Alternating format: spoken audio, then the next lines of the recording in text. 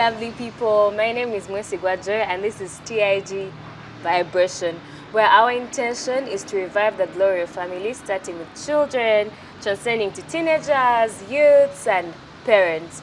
And so we normally talk about different topics, look at different perspectives, and we would love to hear from you. So as we do these topics, make sure you like, you comment, and we also get to know what you're thinking about these topics. So for today, our topic is women in leadership. Yeah, our topic today is women in leadership, and we're going to talk about a lot of stuff, different things that are associated with that topic, with women, how they balance their lives as leaders, and what society thinks about it. Yeah. So for today, we have a very special guest. She's going to introduce herself. She's a very lovely lady, and she has so much to give us, so much to add to our wisdom and lives. So I hope you like what we're going to discuss today. So hello. Hi. How are you? I'm good. You're smart. Thank you. Could you introduce yourself to our viewers? Hello everyone. My name is Ritah Rose Kalendera. I'm a student of journalism and communication, second year, Makerere University. And I think that's all about myself. Okay, that's beautiful. Okay, so what comes to your mind when you hear the statement women in leadership? What do you think about? When we talk about women in leadership, I think it's a very broad topic because we have different sectors of leadership. We have a woman can be a member of parliament, a woman can be maybe a teacher, that's also being a leader. A woman can be at school level, a woman can be a guild president, a woman can be a class representative, any of that. So when we talk about women in leadership, I feel like it's something that is growing. It's something that was not back then. It wasn't there back then, and it's growing, and it is something that is really impactful to society. It brings about gender balance, and it also gives women opportunities to express themselves, and we have seen them do great things in leadership. Okay. Yes. So you talked about how it's growing. Do you feel like society is embracing women as leaders the way it should, or there's something that you feel like we need to change? Yeah, sure. When we talk of society, I think I would talk about Uganda. I'm well versed with Uganda. I'm Ugandan, by the way. In Uganda, I feel like, yes, it's really, society is embracing women in leadership because we are now given a chance to express our talents, to express ourselves. I mean, you're seated here and I'm seated here, we're talking. And women are also allowed to participate in politics, to participate in different fields of activities, and it's really a good thing. I feel like society is embracing it than it was back then. Yeah, back then it was, they had this kind of perspective that a woman cannot be a leader. A woman cannot head maybe a family. But we've seen single mothers. Yes, they are not the heads of the family, but they are able to at least fulfill half of the responsibilities that a man could actually do. And the other thing I would say is some people misunderstand the word women in leadership. They think when a woman is given authority to lead, she is going to become a feminist. But in most cases, it's not that. You are given chance to lead, but you still have it at the back of your mind that I cannot do certain things a man can do. For example, a man heads a family. Yes, I can do certain roles, I can provide for the family, I can do this, but I cannot be a head of a family. So these women, yes, get the chance to lead, to serve society, but they still have it at the back of their mind that we are not supposed to cross a certain limit, but we have the potential and the capacity to become leaders. Yes, so I feel like society is embracing it. We have very many leaders. A good example would even be the late Cecilia Ogang. She was Miss Uganda back in the days. She was a mother. She was a member of parliament. You would really see that, because even me being Miss Uganda is a position, it's a leadership position. You would see her coming from, you know, leadership to leader. We've seen Speaker of Parliament, the former Speaker of Parliament. We're even seeing the former Speaker of Parliament, that is, yes, Rebecca Kadaga. We are seeing Honorable Anita Mong. I mean, there are very many women who are doing great things. So I feel like society is embracing it, yeah. Okay, so you talked about crossing limits. Could you maybe tell us what limits you think women should not cross. Yeah. I feel like, yes, you're given the opportunity to lead, to serve, or to express your talent and whatever it is, but you should have it at the back of your mind that there is, God created a male figure and a female. So in whatever you're doing, you shouldn't make it a point that I'm fighting so hard to do what a man can do. No, there's certain things that you can't do. There's certain things a man can do and you can't do them. Yes, you can lead, you can serve, you can head an office, you can do whatever you can do, but you cannot exactly do the certain things which are, should I say, they're like intrinsic belongings, like we are in them. You cannot do those things. For example, I would give a good example of being a head of a family. We all know that a man is a head of a family. Yes, even without his presence, you can provide for the family, you can buy food, you can, but there is something that will always miss in a family. That is a man. So women should not cross to that limit. They can lead, yes, but they should also know that there is always certain things that men do that we cannot do. Yes. So I believe women should not reach that extent. Okay, I really think that's a very unpopular opinion in this generation. Yeah, sure. And I would say I agree with you. So I would want our viewers to also give your views on that very aspect. Tell us what limits you think women should not cross and why. And as she said, also the Bible, according to God, how we created man and female. So you could also give us your own perspective of what you think that is about. Anyway, back to our topic. So could you please tell us, have you been a leader before in your own life? Like, could you take us through your journey from when you started to be a leader till now? Yeah, I've been a leader from primary. I remember in my P6, I was assistant head girl at New Hope Primary School. And when I joined secondary, I was at Aseno Girls School, Zana, in Tebe Road. And in my senior 2, I was assistant head monitress of the school. That is senior 2 to 3. And in senior 3 to 4, I was student's lawyer of the school. Then from senior 5 to 6, I was the chief judge of the school. So I've been a leader all the way through. Then at campus, I joined campus. In my year 1, I'm still the class representative. And right now I'm aspiring for GRC, that is School of Languages, Literature and Communication. And I have been a leader. I feel like when you join politics, it follows you all the way through. Yeah, there is no way you can escape it. And to me, I feel like the fact that I can do it, any other woman can do it. As long as you believe in yourself and you stand up and then do something beneficial for yourself, you can do it. There is nothing you cannot do about leadership. Yes, as long as you get the right mentorship, believe it. It all comes back to believing in yourself. Believe I can do this. Even when you fall, rise up again. Try hard, push, pray about it, and you can be able to become a great leader of your dreams. Wow. Yeah. Hope you took that in. Anyway, so are there some benefits that you think you have obtained from being a female leader? Yeah, a lot of benefits. I remember in my O-level, I wanted to leave the school because I felt like, oh my God, I've been here for 4 years. I mean, I should change and go somewhere else. But the fact that, yes, as I told you, I was a leader, there is that respect people give you. There is also that kind of profile you hold to yourself. I mean, you were a leader. And me, I was this free leader. I mean, I interact with people. I was not, the strict person, reporting and all those things and like giving punishments. But I was always this kind of like free leader and all that. So I felt like I got privileges. So when I came back in my senior 5, I remember I became the Miss Interact. Before I became chief judge, I was the Miss Interact. And I felt like these were like privileges I was having. And I'm like, no, I'm not leaving the school. And when, because for chief judge, it was always through nomination. They would appoint you, sorry. So you go for screening and then they choose the best and all that. So I was appointed chief judge.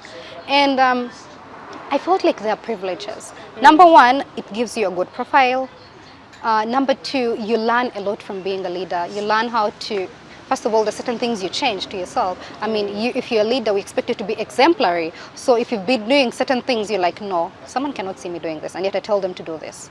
So the certain things you change, the certain things you start doing to keep the profile, And you inspire so many people. I have really inspired people. People have come to me telling me, oh, I really love the work you do. At a young age, I mean, you're striving high to achieve something, and that's really very impactful. I wouldn't say I'm up there or I've made it in life, but the fact that I, try to do my best and make sure at least I move a step each and every day, I progress, I feel like it's a very important thing. So those are, I would say, the things I've gotten from being a leader. Wow, that's great. That's great. And there are some challenges you have faced, particularly as a female leader. Yeah, sure.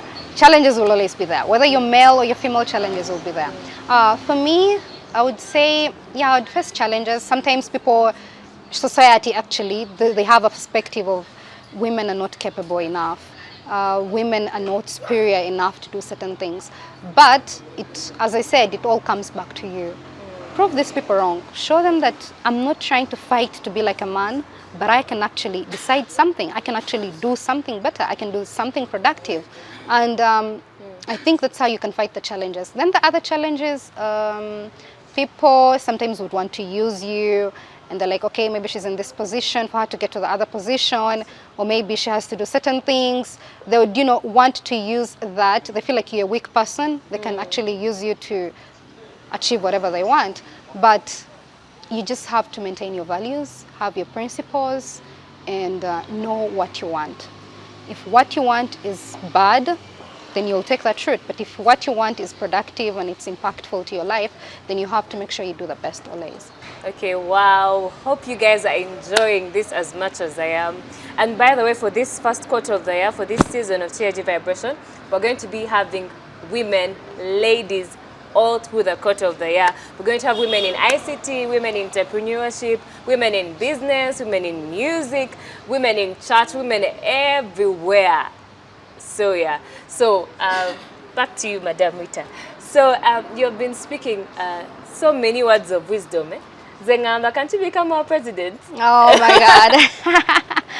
As I said, there is nothing, oh wow. I mean, there is nothing a woman cannot do. I feel like maybe I could become, if I have the right skills and the right mentorship and a good team that is actually providing me with all these skills, maybe I could become a president someday. I mean, there is nothing you cannot do. Yeah, sure. Okay, no problem. Okay, so do you have a role model? Yeah, I think, is it funny for someone to have more than one role model? It's okay. It's very crazy, I know, right? Because I have more than one. Take us away. The first role model I'd say is my mom. I know everyone says my mom. Yeah, my mom. I am who I am because of what she made me be. She believes in me, and that makes her my role model. And she also she always tells me, believe in yourself, work hard because you believe in yourself. Even when you fail, come back up. Even when you fall, come back. So I feel like, yeah, she's my role model. And the other person I would say is role models. Comes very hard to choose a role model. The other person I would say is every woman that has actually made it in life and has reached somewhere is my role model. I love that. I don't want to look at the negativity they have or what. I just look at, have they impacted lives? Have they done something great for themselves? So I think I would call them my role model. Yeah. Okay, at this point, I would like to shout out to all the beautiful mothers out there. Yeah. Thank you so much for the work you do. Actually, I think everyone who's watching this video, I think you should leave a comment. For your mother. For your mother. Exactly. Yeah. Leave a comment for your mother, and I'm sure they'll view it. Leave a comment for your mother or any woman that has been in your life that has impacted you. Yeah. Yeah. Okay, so are there some, okay, I've heard of scenarios where ladies maybe have wanted to obtain some leadership positions, but they have to offer themselves, I don't know if I make sense, like they're put in positions where they have to give what they don't want to give. What advice would you give to such ladies? That's a very tricky topic, and it's been going around. I've had topics of politics associated with sex, something of that kind. And I feel like that's really something that we shouldn't even be discussing. I mean, why? Why should it be that way? So my advice to women is, as I told you, know what you want. And even if you give out yourself to this person because you're so desperate for this position or whatever, they are never going to respect you at the end of the day. They're just going to use you, and they would feel like, she's so desperate for this. That means even if she gets the position and if there is any chance of her going to a higher position, she would do the same. They're not going to respect you. But if you keep your values and show this person, no, that's not how it's done. I'm not saying you should be rude and abuse them, no. Be corporate enough. Don't abuse.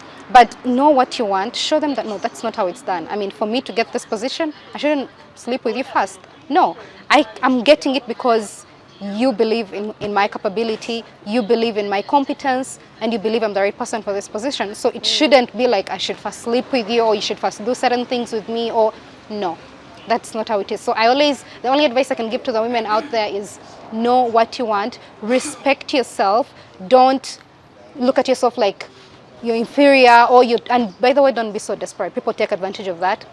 When you're so desperate, someone is like, she would do anything to have this. No. Don't show them that you're so desperate and you end up doing stupid things for that. Remember, you're keeping your profile, you're keeping your name. As I told you, when you sleep with this person and do whatever things with this person, they're still not going to respect you. And they don't love you. No. They're not doing it because they have feelings for you or what. They just want to use you to satisfy their interests. Do not allow. Show them that I'm having this because I am fit for this. Yeah? And that's how you're able to go through these challenges. I feel like it has been a very, very great topic. I've been discussing it, I've been talking about it, but it all goes back to women because you're never going to change what a man wants. But how are you handling yourself? How are you behaving? How do you want society to look at you now, after, and forever? So do these things because you know you want something in future. You want something great for yourself. Yeah. Okay, so as we close, do you have any closing remarks for our viewers? I would say thank you so much for being a great platform. Thank you so much for viewing. And the only advice I can give you is the women out there, please believe in yourselves. It all comes back from you. Believe in yourself. Believe I can achieve this. When you believe in yourself, trust me, there is nothing that you can't fail to achieve.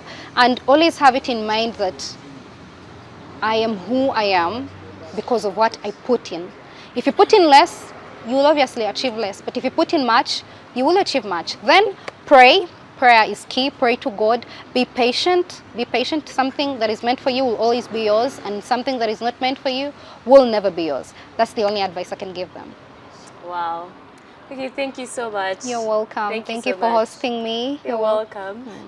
We have learned a lot today, and we would like to thank you for coming, honoring our invitation, and coming to talk to our viewers. Thank you so much for watching. Hope you have learned a lot. Hope you've picked a lot from this topic. And still, I must say this again, please, we would love to hear from you. You could comment, tell us what you think about different things that we have talked about. Tell us if you have anyone you would want us to host. You can still comment and tell us any lady you want us to host in this quarter of the year, any topic you feel like we should talk about. We would really, really love to hear from you. We have come to the end of this show today. Hope you enjoyed, and we hope that you will subscribe, like, share, do all that stuff. Yeah. Thank you so much for watching, and see you next time.